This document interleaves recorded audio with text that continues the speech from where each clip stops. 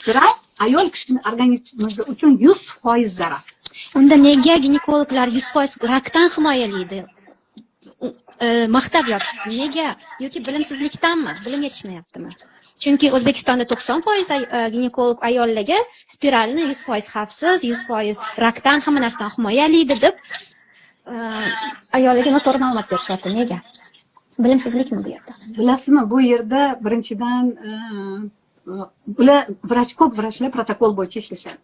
Ulardan talab qilingan protokol bo'yicha ishlashadi va protokol bo'yicha spiral qo'yish shart. Hammaga ular отчет berishadi. Mana shu oyda o'zimning uchastkamda mana shuncha odamga spiral qo'ydim deb отчет berishadi.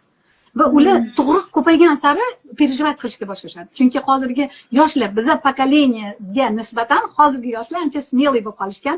Biza 2 ta 3 ta tug'ib tinchib qolganmiz, hozirgi yoshlar 5 ta ham, 7 ta ham, 10 ta ham tug'ishyapti. Qo'rqishmayapti. Shuning uchun bu tug'ruqni biroz kamaytirish uchun shunaqa programma, spiral qo'yish programmasi juda ham oldinga qo'yilgan.